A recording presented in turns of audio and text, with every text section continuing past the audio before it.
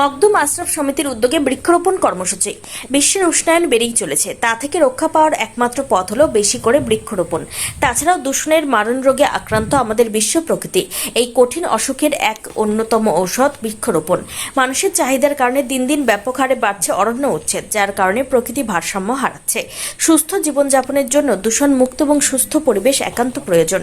দূষণমুক্ত সুস্থ পরিবেশ গঠনে বৃক্ষরোপণ অত্যন্ত জরুরি, কারণ আমরা জানি একটি গাছ একটি প্রাণ। তাই পরিবেশের ভারসাম্য বজায় রাখতে প্রতি বছরের মতো এই বছরও বিশ্ব নবী দিবসের প্রাক্কালে বীরভূম জেলা দুবরাজপুরে ইসলামপুর মকদুম আশরাফ সমিতির উদ্যোগে আজ বৃক্ষরোপণ কর্মসূচি নেওয়া হলো ইসলামপুর মাদ্রাসা আশরাফিয়া রিজভিয়ার মাঠে। এদিন 25টি বৃক্ষরোপণ করা হলো এবং মকদুম আশরাফ সমিতির পক্ষ থেকে সেই গাছগুলো রক্ষণাবেক্ষণের জন্য ইটের বেড়া দিয়ে ঘিরে দেওয়া হলো।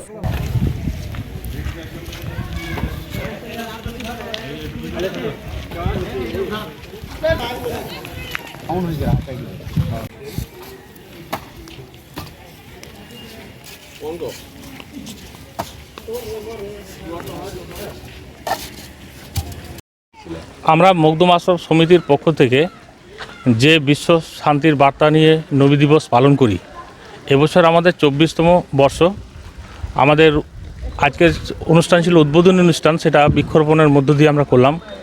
মাদ্রাসা আশরাফিয়া রিজভিয়া প্রাঙ্গণে আমরা বৃক্ষরোপণের মাধ্যমে অনুষ্ঠানটা সূচনা করলাম। আমাদের পরবর্তী যে অনুষ্ঠানগুলো রয়েছে সেগুলো নাচ প্রতিযোগিতা, বসে আঁকো প্রতিযোগিতা, রোগীদের ফল বিতরণ, ডাক্তারদের সম্বর্ধনা জ্ঞাপন, এবং যেটা প্রতি বছরই আমরা করি বীরভূম শহরের সিউড়ি দিয়ে আপনার দাতা বাবার থেকে আবার দুবরাজপুরে যে মোটর বাইকের র্যালি, সেই র্যালিটাও এবছর সুষ্ঠুভাবে এবং শান্তির সঙ্গে আমরা করতে চাইছি।